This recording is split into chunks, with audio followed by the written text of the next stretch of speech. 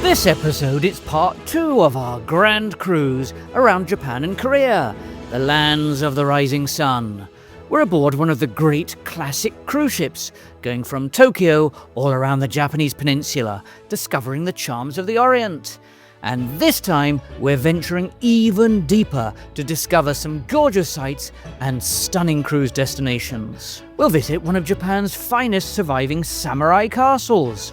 We'll sail into the shadows of an active volcano that had erupted just days before we arrived. We'll sink into a steaming outdoor onsen, surrounded by swaying bamboos. And we'll stand in places that changed the face of history, the cities of Nagasaki and Hiroshima, before crossing the sea to discover the picture postcard charm of South Korea. So grab yourself a drink, settle into a comfy chair. This is part 2 of the Ritzy Travel Guide Cruise Diary to Japan and South Korea.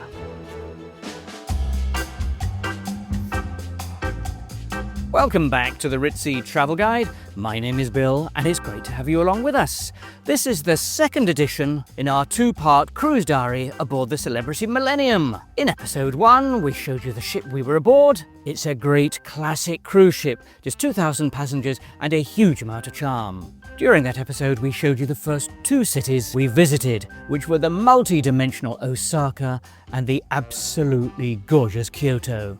If you haven't watched that episode yet, I'll give you the links later, and you can watch it after this. It doesn't matter which order you watch these cruise diaries in.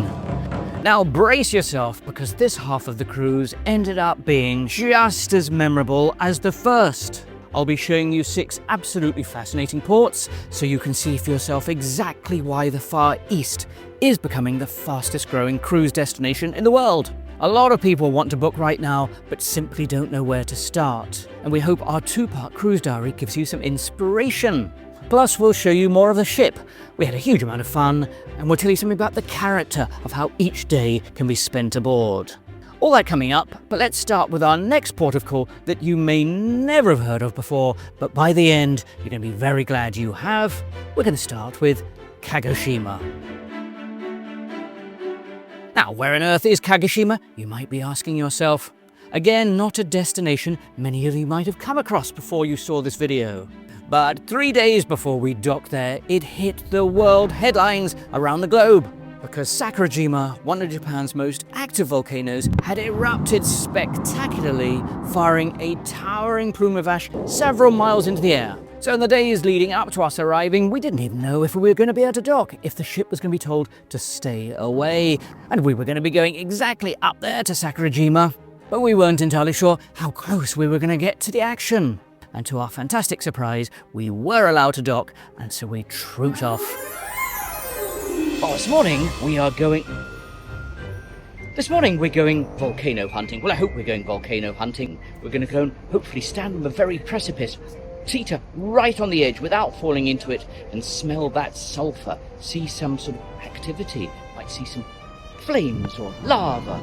We're going to go right to the very, very, very edge, tippy-toe, and peer in. Let's see how close we're allowed to get, because it did erupt just last week, so it's going to be interesting to see how close they allow us to get to it. Which meant taking this brightly coloured ferry from the cruise terminal. It's not far from the ship, and to make things even more atmospheric, the skies opened and a tropical downpour absolutely dumped down on us. We had to run for our lives. We're racing to get the Sakurajima ferry. It's about to disappear without us. Come here. Fast. Oh, we just made that just in time. Woo! Right, up we go. It is quite the tradition to eat the udon noodles as you go on the ferry. It's almost as important as the ferry itself. It's the noodle thumping. This ferry is famous for its on-board noodles. Every travel blog worth its salt tells you, in fact instructs you, to order the noodles on this ferry. Okay, let's order the noodles now. Here we are, little Japanesey looking udon store. Because it's only a 20-minute ride, you have to order and eat quickly. 750 yen, less than $5 of deliciousness. Behind the scenes here. Everybody says this is apparently the thing to do. If you haven't done it, you haven't travelled the ferry properly. Lots of rich broth going in there. We've ordered this one. It's with tempura of burdock with green onion. Yes, chili flakes. Give some pep to the day. It's very tasty. It's a little bit crunchy. You put a lot of crunch, quite a lot of chili. This wakes you up in the morning. But the chili is my fault. I douse it in chili. That was nice. It puts hair on your chest, I can tell you. Oh. It means we are arriving. Literally, but we are arriving. You gotta finish up. You have 15 minutes. Bill, we have arrived. You gotta finish it. Oh, yeah, look there. You gotta finish it. Look, I've got a slurp. How much of the volcano can we see? Right, that's our visibility. That's what we're working with today. Do you want to see a 360-degree view of the ferry? Let me put my pole out. Do you want to know what to travel with? This is the 360 camera. Brought the longest 3-meter pole so we can stick it right out the edge. With that, I dashed outside on deck to glimpse the first sighting of the volcano. It felt even more like Jurassic Park that we were heading for.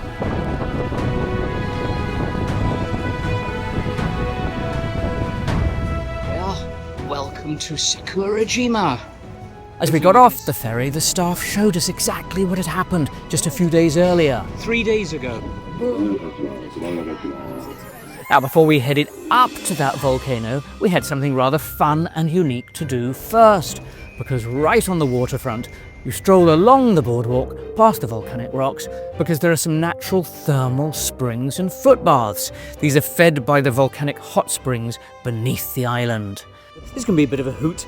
We put our toes in the hot volcanic waters. To soothe the feet. This has come straight down from the volcano. It's almost Roman style, isn't it? The way Romans used to channel water. It's a gorgeous spot right down by the water. Just take off your socks and dangle your toes. I could sit here all day. It's the same temperature. It's a jacuzzi on the deck. What a brilliant concept, look at that. It was a fantastic feeling sitting there, gently soaking your feet with one of the world's most active volcanoes quietly rumbling away in the background. Okay, here we go, so we have a choice. Let's hike 3.6 kilometers to the crater. In the end, we didn't. We took the bus. And at the intermediate point, we got out to go to the visitor centre. Ooh, observatory room. Let's go in. And inside were the fascinating telemetric and seismic machines. We're in the visitor centre and you can see the live data of how active it currently is. So if we see the needle suddenly charging upwards, skywards, you know we're in trouble and we have to scoot. Look, live scanning. Seismographs constantly recording even the tiniest earthquakes beneath the mountain, and every little sign that Sakurajima might be getting ready for another eruption. A siren suddenly goes off if we need to run. Do you think we're going to get a heads up? Run for your life. As we stood outside, the authorities made it very clear there was absolutely no chance of getting anywhere near the crater that day. Sakurajima had erupted just 3 days earlier, and this was now the designated safety limit. Beyond this point, the mountain was very much off limits. There, that's as close as they allow us to get it. On days where it's erupting, we'll be erupting from there, up into the sky, shooting rocks and debris and lava trickling down the side. It's one of the most active volcanoes in the world. It goes off at any given moment, any given week. We're here 3 days too late. They also told us something that had sharpened our senses. Just a couple of hours earlier, during the night, monitoring stations had detected a further series of volcanic tremors. Enough to remind us this volcano is still very much alive, and standing there in the wind, we found ourselves listening, and every now and again we thought we could hear the distant rumbling echoing across the mountainside. Look at that as we leave Sakurajima. Looks almost mythical, almost dinosaur-like. A bit like we're leaving the land of Jurassic Park, doesn't it?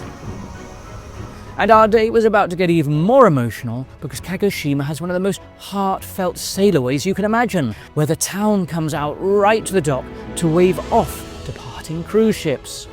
What is nice is that every port we've been to in Japan, they've had a farewell band, generally a school band or the local town band, playing music to see us off everywhere we've gone. Thank you. Oh, thank you. Hang on, wait. It's unparalleled hospitality. He just gave you two little keepsakes. What did he say In they Japan, these cranes are symbols of peace.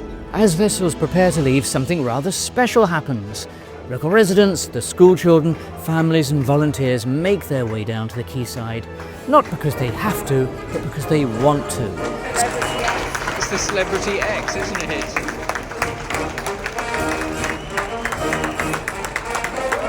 It is such a wonderful gesture. No expectation of anything in return, just smiling faces, the town band, and everyone waving enthusiastically as your ship slips away from the dock. It's almost a bit emotional, isn't it? It is a bit emotional. You find yourself tearing up a little bit. Never ending arigato gozaimasu. The never ending I love yous. And we sail away. Every port Kagoshima has aced hospitality. Every port we've been to in Japan has been so hospitable, so friendly. It's been a fabulous stop. Kagoshima. Lovely. The highlight of Kagoshima is the Sailaway. We're still shouting as we sail away.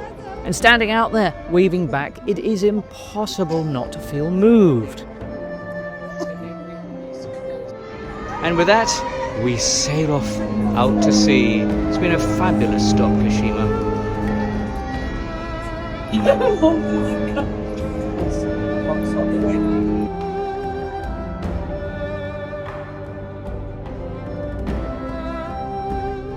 By the way, if you're enjoying this video, do give it a thumbs up, give it a like, as it lets us know we're on the right track, and we'll try to put out more of this type of material. In case you're wondering what this QR code is, one of these newfangled things. It enables you to take out your phone, snap it, and it will take you directly to our site. Lets you subscribe so you don't miss any future updates, and you'll know when our new videos are released. That evening, as we were sailing out to sea, we headed for the main dining room for two reasons. Firstly, we were celebrating our wedding anniversary, and secondly, Mrs. Ritzy had spotted one of her all-time favourites on the menu. And tonight is formal night, where you're encouraged to dress up just a little bit. You're allowed to show a little bit of sass, a little bit of swagger. Nobody walks like that. Evening, Hardon. How are you tonight? I'm very well, thank you for asking me. Mentally and physically prepared. Have you got something exciting to tempt us with tonight? Yes, we have this wonderful sashimi. Sashimi? Sashimi. Sashimi, that's going to go fast. So I'm gonna give you one example. If you like more, I can give you. Or several more. Yes, yes. Has anything caught your eye? There's a couple of things which caught my eye on tonight's menu before I even count to 5. First off, there's the rather nice-sounding Moroccan spiced tuna steak, and there's one of my all-time favourites. There's Chateaubriand. I love a Chateaubriand. What do you have for appetizers? She's having the double escargot and the Is she having the double escargot again? and She the special. whispered that so I didn't hear it. She whispered that so quietly I didn't Yeah. hear it from the side of the table. Ah, Very cute. Without even ordering, in it comes. it's called this sashimi today. I wonder what you ordered today. Would it be snails by any chance? I've been.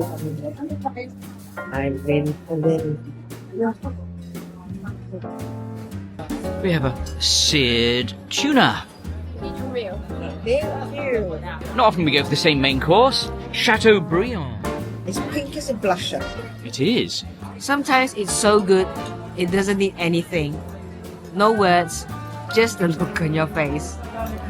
Good Chateaubriand. And nice roast potatoes. But this is really lovely. Thank you. And when we got time for dessert, we were touched when an anniversary cake appeared. Okay, look, anniversary cake. 1, 2, 3.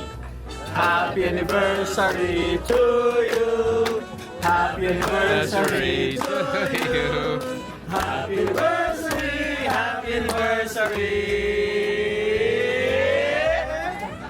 Happy anniversary to you. Oh, thank you very much. Thank you. Thank you. Thank you. Oh, isn't that pretty? It was such a special moment, and the staff made it even more so. This is why we love classic cruising, but there's time for moments such as this, where the staff go the extra mile. Most nights, someone on the ship was celebrating an event, and they too got the same attention. Whether it's a birthday or a special occasion, it becomes very meaningful. After dinner, we headed to the Sky Bar Observation Lounge for a Motown evening.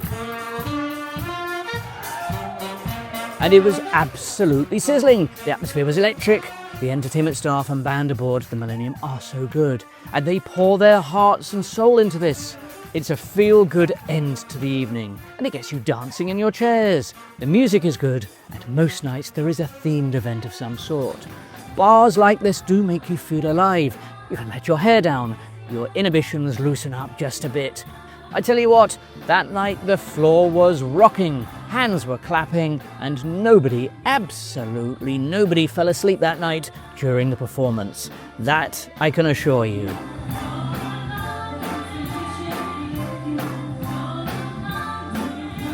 That evening, and to be honest with you, most evenings in the Sky Bar were a lot of fun. It is one of the heartbeats of the ship. Right, where's the next port of call we went to that I'd like to show you? Again, it might be one you've never heard of, but it's a fantastic one. It's historical, and it's called Kochi. Now, Kochi is getting rather a name for itself. With a magnificent hilltop castle, it offers a very different side to Japan, and it's famous for one particular speciality, tuna, seared bonita tuna, and it's lightly torched over straw flames. We would, of course, be trying it out. Wow, look at that! Does that look amazing? And good morning and welcome to Kochi in Japan. It's going to be fascinating to top this. One of the lesser known destinations that cruise ships go to here when they cruise around Japan. But it's full of history. It's going to be bursting with atmosphere and a little bit of culture. Well, we've arrived at Kochi Castle, and this is the real deal. This is no imitation, 400 years old, and it's exactly the same as it was all those years ago. It's not a reconstruction, there's no refurbishment, this is as is. There it is, perched right at the top. It's gonna have a sparkling view up there, isn't it? Look at the width and size of those castle doors. You're not gonna bash your way through that very easily. That's fortified. We're heading back in time to samurai days. I practically hear their swords swishing in the background. Now, we have quite a number of steps to go up. This is just to get to the base of the castle. We haven't even got there yet, and once you're inside, you've got to do even more. Kochi Castle has quite the interesting backstory. It's full of skullduggery and power struggles and intrigue. And back in the 1600s, it was the stronghold of the Tosa clan, one of Japan's greatest samurai families. It was a fascinating but often brutal period of Japanese history. The castle itself was built to impress, but more importantly, to intimidate. Now, you're not looking at a modern copy, because unlike many of Japan's castles, this one here is original. It's exactly as it was. Can I just tell you, there's a fabulous model through this door of how life was back in the day. You can imagine how they were 500 years ago. Isn't it an amazing scale model? You can just imagine you're there, walking through these streets. You know, I fancy I might have been a samurai warrior back then. This could be me, Bill Sam, a notorious samurai warrior 500 years ago. Beautifully done. Samurais really did walk these very corridors. The only way to reach the top is by climbing these steep, ancient wooden staircases. I can only imagine what it must have been like charging up them in full samurai armour. God, it's practically vertical. You almost got to be on your hands and knees. Right, up we go again, bend down. I've got to go ninja style. These staircases are incredibly steep, so careful if you visit it, but it's so worth it. And then you reach the top, and what a view! Messengers would have been arriving on horseback with urgent news. Guards would have been scanning around for signs of an approaching army. Quite narrow. Anybody who's got vertigo, this is probably their worst nightmare. That is, look at that symmetry. Standing up there, you could imagine life as it was. Just around the corner, Mrs. Ritzy convinced me I needed a photo for the album. Your shot is the other way around. One leg forward. I don't know, something suitable. Stop it. Okay. Okay. Something good. I don't know what I was grunting. I was just Sorry, grunting in I'm general. sorry, but your sword was not even facing the right way. He kept turning my sword round. I wasn't getting it right at all. No. I think he gave me up as a lost cause. I don't know, something suitable. Stop it. Time to clamber down and head into town for lunch. We're taking a tram to our next destination. I like trams. And Kochi has a delightful old-fashioned tram system. They've been trundling through these streets for well over a century, and they're still one of the easiest ways to get around. They're spotlessly clean and wonderfully punctual. And our destination was Hirome Market. It was just a couple of minutes away. Right, who's ready for some delicious, authentic local food, most famous for its torched tuna over hay straw? Yum! Who's prepared to spend the entire voyage budget on tuna? It might be highly specialised, highly prized. Let's see. Through these flaps, magic begins. Oh my goodness, there's a huge selection, there's a huge choice. It's like a Japanese version of a beer keller, really, or a sushi keller. Fascinating, isn't it? Great atmosphere. Now I'm thinking that might be yuzu, or the alcoholic variant yuzu shu. And with that, we placed our order. Wow, look at that! Does that look amazing? Seared bonita tuna. You know you're ordering the good stuff if it looks bright red and it comes in a Japanese boat. Look at that. Then a squeeze of citrus. This is the way they do it around here. Not soy sauce. They've got 5 pieces each. Seared beautiful on the outside and tender on the inside. That's the way to do it. You know, when you have something so famous, you're almost a bit nervous to try it. So famous, so bloodshot red. Crispy on the outside, very, very tender on the inside. I have to say, I think that is one of the best seared tuna I've had for a long time. You can really taste the smokiness, can't you? $17, but you absolutely have to try it. Best $17 I've spent this week. 'Twas fabulous, and Japan is rightly so famous for its seafood, and that market in Hirome is exactly the place you should try it out. Back on the ship, and sometimes on the daily bulletin, you notice something that immediately captures your eye, and for us that evening, it was word of a chocolate buffet. Oh yes, and we had seen them setting it up a couple of hours before. Just had to stop by the dessert counter and the buffet because they're getting ready for tonight. A lover's wonderland of chocolate. It's chocolate and chocolate and chocolate. Everything is chocolate. It's quite a work of art what they're creating there. It's like a garden of chocolate. Now, we are scheduled to go to the main dining room tonight, but I'm thinking we only go for the first 2 courses in the main dining room and we U-turn back here for desserts. We would return to that chocolate buffet, but first, dinner. Bill, can I just say you're looking very smart on a casual evening. Unexpectedly very kind of you, thank you very much. I was just looking at the menu. There's roasted trout on the menu tonight. I'm going to go for double escargot. I don't believe it.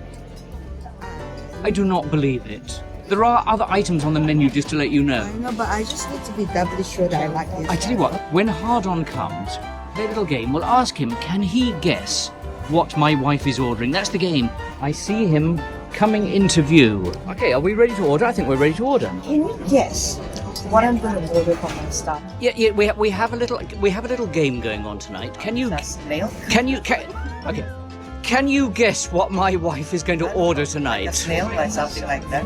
Yes, how many do you think she's going to order tonight? 2 of those. 2 of those. You are absolutely right. The view out there is really nice today. We're going past some beautiful islands. Stunning, isn't it? It is stunning. Isn't that beautiful outside as we drift by? Hello, are you hiding behind? You are hiding behind the column. I saw you take video. Oh, no. What have we got here? Oh, love. Ta-da! What have we got? I forgot what I ordered. Trout. That's what I ordered. What have you got there? Seafood orzo. Also, and I don't know what this is like. So we have a bit of mussels, one scallop, couple of prawns. You wish you had this. Sure enough, we returned a couple of hours later for that chocolate buffet. Well, we're back. Look at this. We saw them setting it up earlier on, and now here it is in its full glory. Tonight, we're gonna have a chocolate fantasy dessert. It's like a Christmas layout, except we're in the middle of the year. It's chocolate, chocolate, chocolate, chocolate, and chocolate. It's chocolate on chocolate. This is almost like a Christmas spread, isn't it? Look at that. I think it's chocolate injected with liqueurs. Really? Lead me there. Yumminess from left to right. Chocolate fountain. Swimming. This is the best section of the buffet. Swimming out in chocolate. Can we swim in that chocolate fountain? What can we put in there? Can we put anything under that chocolate fountain? Fruits, but you can drink whatever you want. But then I put the whole chocolate for you. Are you in control of this chocolate fountain? No, she's not, because she literally drowned the last piece. What, can you be out of control when I put I couldn't see the fruit. It was all chocolate. I want the whole lot bathed in chocolate. OMG. It's gonna drown. Now, let's cover that. Let's now it's gonna drown in the chocolate. Watch this. OMG. It's not gonna drown in it. You see? You see what I mean? Oh, look at that. Come here. And let me see this plate of Can you see the fruit? Viewers, look at that. There was originally fruit under there. Where is the fruit? Where is the fruit? There is no fruit. Now, you started a trend, because now everybody, you don't look guilty. Look at it. Look what have you have. This is the place to be. You have created a chocolate pandemonium. It wasn't like this earlier. You have got the best job ever. Thanks so much. No, do you know what she's doing today? She's spreading joy. She certainly is. Spreading joy. Spreading joy. There we go. The next morning, as we awoke, we had arrived in Hiroshima. This was going to be an incredibly emotional stop, one that really tugs at the heartstrings. Because in 1945, the city's name became known across the world for the most heartbreaking of reasons. It became the first city in history to be devastated by an atomic bomb, an event that changed the course of history. Today, though, Hiroshima tells a very different story, one of rebuilding, resilience, and a determination to never forget the past. We were really looking forward to discovering it for ourselves. Good morning. Look how peaceful and mystical this is as we drift in 7 o'clock in the morning towards Hiroshima in Japan. Absolutely love getting out on deck at this time of the day. So calm, it's so peaceful. Moments like this make you realize what cruising is all about. You want a cruise that gives you a memory for a lifetime, different experiences, different countries that resonate with you for years to come. With that, it was into town, and Hiroshima is incredibly easy to self-tour. You don't need to book a ship's excursion if you don't want to. We didn't. Just a few minutes walk from the cruise terminal, you'll find the tram stop. Right, gang, I hope you're following this. Fairly clear, fairly self-explanatory. We're going that direction. With that, about 20 minutes later, you're right in the heart of the city. In a little while, we'll be visiting the Atomic Dome exhibits and the Peace Memorial Park. But before that, I'd like to show you another side of Hiroshima. We're now going into town because there's a couple of interesting things we want to see. First of all, the markets, and secondly, a rather fun lunch we got lined up. Let's see if we get sidetracked by anything en route. This is an extremely complicated zebra crossing. I have no idea which way you're supposed to go. Anybody else seen a zebra crossing like this? It's absolutely crazy. It's bonkers. Well, I just took an absolute guess at that one. No idea. I seem to have lost you. Look, see what I've noticed? Omochi pudding. Can you see, look? Hiroshima lemon. I don't know what it is, but it seems like I should immediately have one. Is there a reason why we stopped here? Well, none whatsoever. But anything lemony and sweet that looks and resembles a dessert in liquid form deserves an immediate tryout. Somebody is queuing for naughtiness. I'm bursting at the seams to try this. I've been told to stand by this window here. Yes. That when the bell rings, Please put your order here in this mailbox. Bill, put it in. Stop looking. When the bell rings, open the window and take it. The bell just rang. I'm going with fair gusto here. Right, okay. Oh, there's a puppet. Oh, hello. Hello, hello, hello, hello, hello. With that. Ah, okay. Thank you. Arigato, arigato. How very, very odd. Bye-bye. Bye-bye, bye-bye.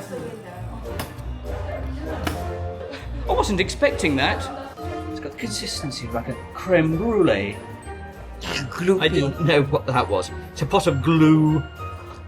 Very, very citrusy. Very, very tart. A yogurty creme brulee marmalade. Extra tart. Extra tart. Replenished, we headed towards the river for a stroll. And there it was, the atomic bomb dome. This is pretty much the epicenter, ground zero of the atomic bomb.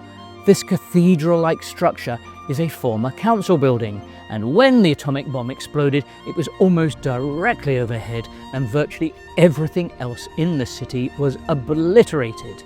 This steel framework and part of the brick wall are all that remains standing. It's very emotional standing here, looking at the atomic dome, the wind rustling in the trees. This was the site, this was the epicenter of the atomic bomb. So rather than demolish this structure after the war, the people of Hiroshima made a remarkable decision. They chose to preserve it exactly as it was, leaving it frozen in time as a permanent reminder of the devastation of a nuclear war, and as a symbol of hope that such a tragedy should never happen again. On the 6th of August 1945, tens of thousands of lives were lost. Today it's a UNESCO World Heritage Site and one of the most recognizable peace monuments anywhere in the world. From the atomic bomb dome, it is just a short walk across the river to the Hiroshima Peace Memorial Park. Beautifully landscaped, and one of the most striking sights is the Flame of Peace. It has been burning continuously since 1964. Nearby you'll find museums depicting the devastation of the event, documenting the events of that day, seen through the eyes of ordinary people who live there, with deeply moving exhibits that remind us that these were real lives, real families, real dreams that were lost. And one of the most moving places within the park is the Children's Peace Monument. It was inspired by a young girl who developed leukemia after the bombing. Right there is the peace bell. Visitors are invited to ring it as a wish for a more understanding and peaceful world.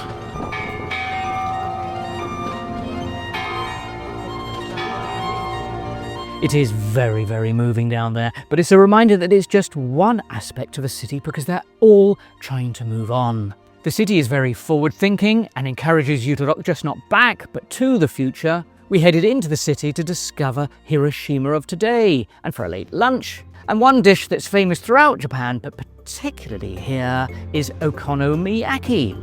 Right, this is the one we're looking at. Big sign up there, Okonomiyaki. 4 floors of deliciousness. Collins brand. Is it? Is it very, very busy? Wow, here we go. Isn't that fun? Look at this, stall after stall. They're all serving this okonomiyaki. Now what this is, it's a savoury cabbage pancake that's got dashi and then a choice of fillings. You can have it with meat, you can have it with fish, or you can just have the vegetarian option.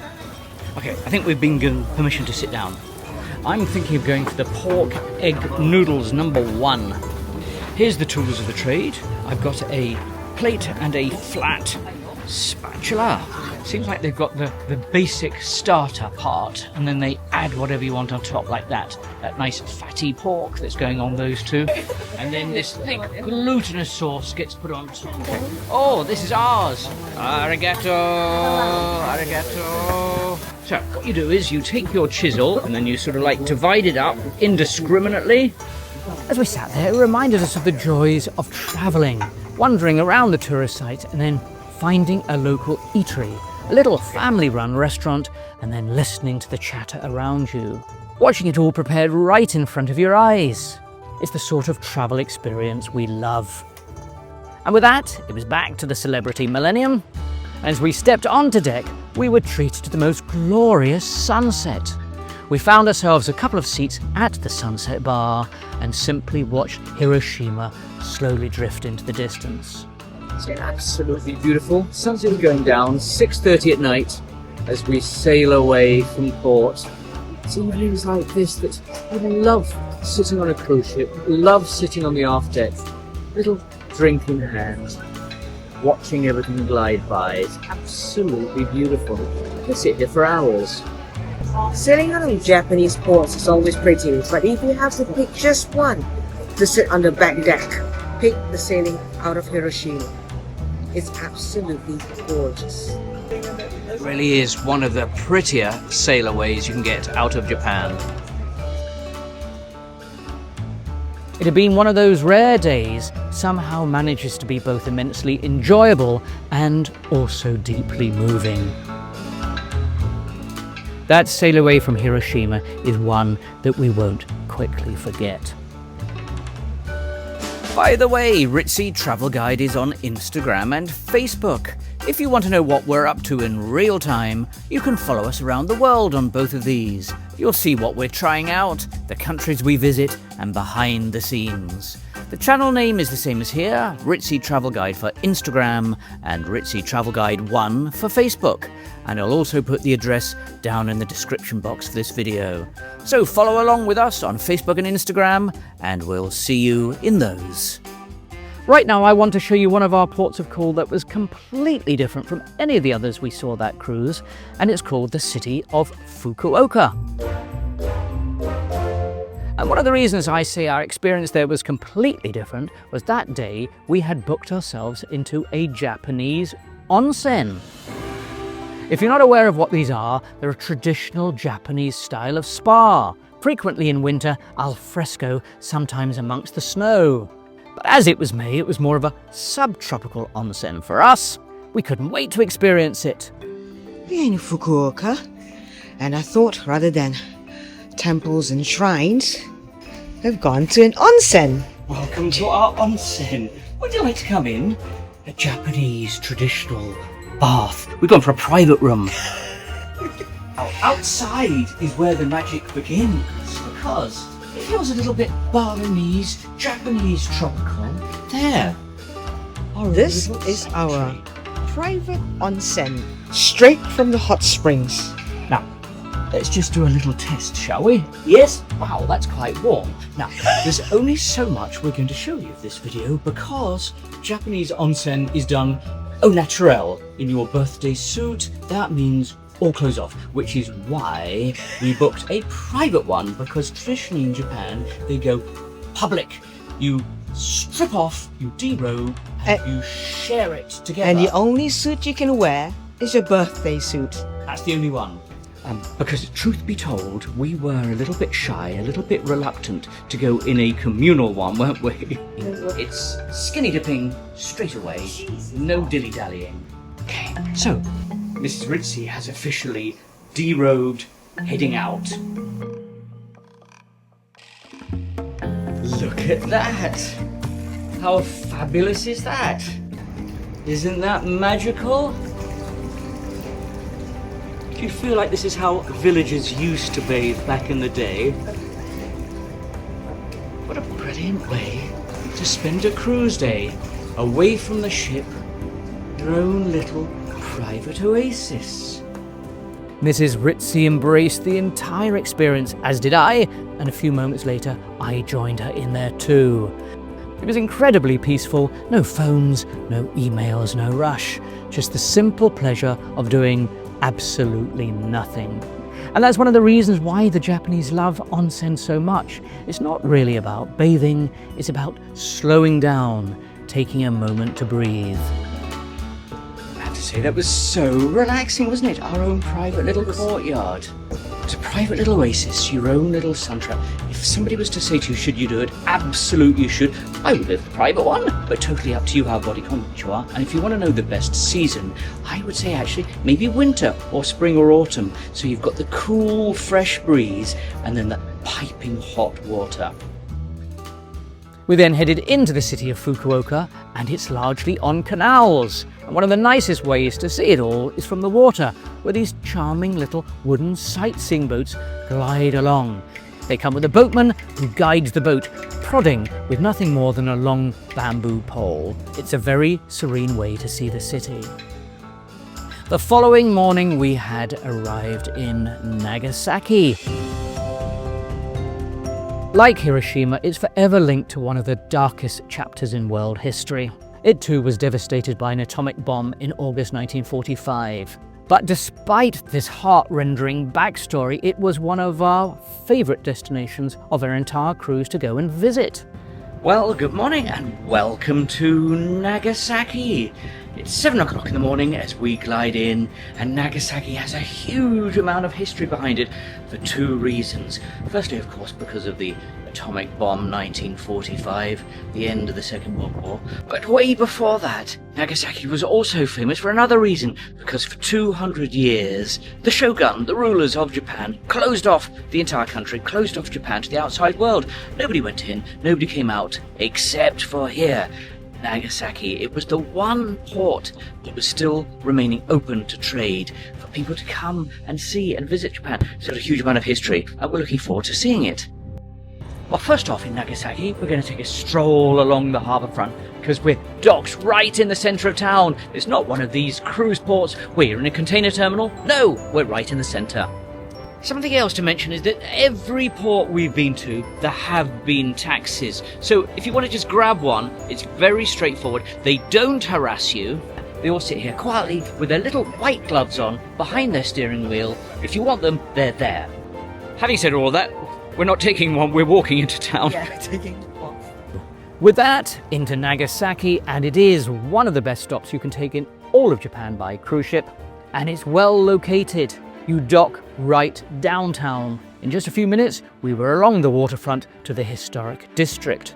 It's all very doable on your own. There's a long trading history going back centuries between Japan and China, and there are a few streets you must wander down to see it all. I've said it before, I'll say it again, all the Japanese shops are so welcoming, so inviting, so cute, so beautifully laid out. Ooh, breakfast. Now, you see, dear viewer, would you have that for breakfast? I say, why not? If I hadn't just had breakfast, I would be rushing for... Hello, I would be rushing forward for one of these. Is it spicy pork, is it? Yes. Is it delicious? Delicious. Very, very delicious, is it? Very, very delicious. Very. Okay, can we have one delicious pork? Thank you. Absolutely didn't need it. She's the sales lady of the year. 590 yen for deliciousness. Arigato gozai. See, the thing about Japanese is they are very appreciative whether you buy one or none. Yes, even if we bought half, she would have said thank you very much and give a big Thank you bow. very much for looking. Very nice, actually. Very peppery. A bit like sausage meat. Would you call it sausage meat? A little bit sausage meat. Very peppery. Quite a lot of pepper in that one. You've got to be a pepper fan of that one. A pepper sausage in a crunchy bun. With that, let's go into the centre and remind ourselves of history. We're on this cute little tram. I like trams. They're fun. Wherever we go round a city, I try to go on a tram. These white gloves, isn't that smart? This is what it's costing us. 150 yen, a bargain. Going 5 stops to the Peace Memorial. Because our next stop was the Nagasaki Atomic Bomb Museum. Like Hiroshima, this isn't somewhere you simply visit, it's somewhere you need to experience. Inside, the story unfolds powerfully. Image after image reveals the unimaginable destruction that came that morning. Streets that had once been full of life were reduced to rubble in an instant.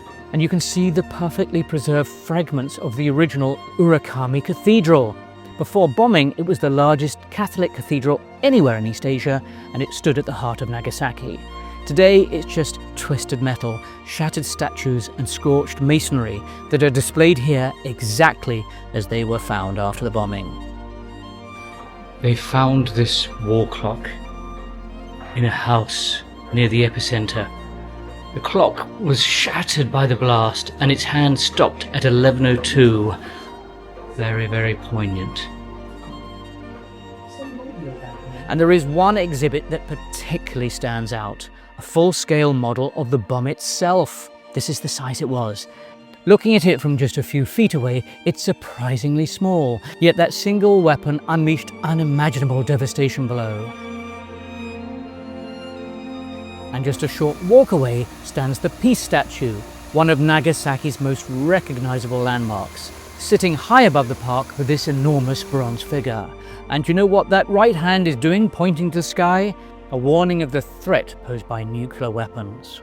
As we made our way back to the ship, it had been another incredibly moving day. Travel can do that to you. You wonder, you reflect. If you ever see Nagasaki on a list of ports for a cruise that you're checking out to Japan, absolutely take it.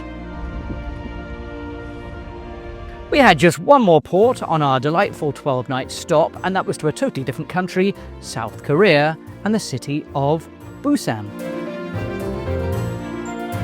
And good morning and welcome to Busan in South Korea. Overnight we've crossed the Korean Strait here to the first point of contact. Quite a smooth crossing. Sometimes you hear stories about it. Quite choppy, quite rough. Not at all. We slept soundly through.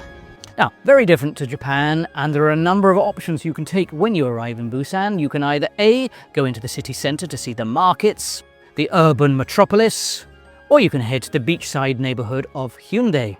And this is the scene you're greeted with, Haeundae Blue Line Park. And I have to say, what a clever idea this is.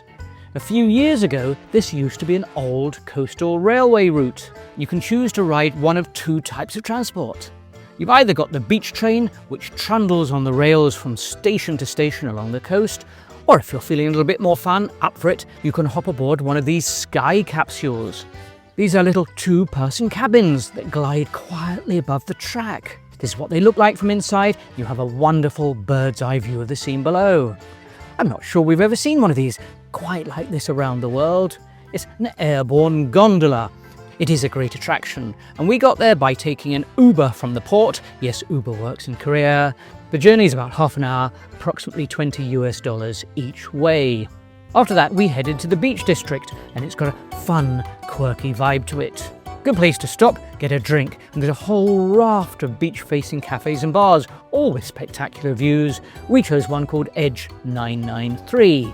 6 stories up, and we plonked ourselves on an overhanging balcony to watch the world go by. Stunning view, stunning location, fabulous place to stop. Isn't this fabulous? Right out on a promontory, 5th floor of a cafe, Busan in the background. Look at the view we've got outside. Isn't that picture perfect? We can watch the trams going by. Isn't that beautiful? And Busan is rapidly becoming a top tourist destination, not just for cruise ships, but for land-based vacations as well. And the week we were there in Busan, they were holding a sand art exhibition. This festival is held every spring on the Haeundae beach and has become one of their signature annual events. It's really quite astonishing, isn't it? It is on for almost a month, from mid-May when we were there to mid-June. You might be asking yourself, why doesn't that sand blow away? Well, apparently they use very fine sand, compacting it layer upon layer with water until it becomes incredibly dense, and then spray it with a clear protective coating. There we are, we've suddenly become the Ritzy travel guide, Science Channel. We then headed into town for a spot of lunch. We've hit the market. Food street. The whole lot is street food, as far as the eye can see. Dumplings steaming away, Next stall, more torching. A lot of it is live fish. It's called live hagfish. There you are. Go and look up online what a hagfish is. H-A-G. We could always have live eel, which they'll cook for you, just there for you. They'll serve it up for you, put it on a stick. We might suddenly have gone a bit vegetarian as we walk through this market, just for a few minutes. Everything that's on the plate is still moving. So, right, let's go in with our elementary school Korean. Go inside? I think we go inside. We only know a word of Korean, which is kimchi. Oh no, hang on, and bibimbap. We know that much. Right, let's have a look at the haul we have here. We have some fried foods, we have some, well, it's the Korean version of sushi and sashimi. Yes, I think it's like a rice noodle, but it's chewy, it's hard. It's made of rice and it's a chewy noodle. I can tell you that blood red sauce of that gochujang is hot and full of chili. It's as hot as you could possibly imagine. It fair blew our heads off. In fact, Korea has some of the spiciest food in the world. And so it was our final night on Celebrity Millennium, but both we and the ship were determined to go out with a bang. The central foyer was buzzing with entertainment and party cheer. And the Martini Bar was in full swing. The bar staff adorned with Japanese bandanas, like an Asian Chuck Norris, only armed this time with cocktail shakers. The Martini Bar is and always has been the heartbeat of any celebrity ship. And here on the Millennium, it's no exception. It's that right mix of a bit of fun, of entertainment. It's loud, exuberant, and completely over the top. The Celebrity Millennium may not be the biggest ship, it may not be the most fancy, it may not be the newest, but over those 12 nights we had completely fallen for her. Yes, there are shinier ones, larger ones, but we've become rather fond of this one, the Celebrity Millennium, and we called it the little ship that can. During this voyage we had explored so much. Ancient castles that had stood proudly for more than 5 centuries, we'd climbed an active volcano that had erupted just days before our arrival, and we'd sampled some of the freshest, most delicious food we'd ever eaten. We'd walked our feet off, and quite honestly, we wouldn't have wanted it any other way. And that final night we did as we always do, we took a stroll around the deck at night, under the stars, listening to the sea, and reflecting on everything we had seen and experienced. If you've enjoyed travelling with us through Japan and Korea, we would love to hear from you. Let us know which destination of these captured your imagination the most. Let us know what you think, what you liked in the comments below. We read every comment we get and try to reply to them all. Now don't forget, this is just part 2 of our cruise diary.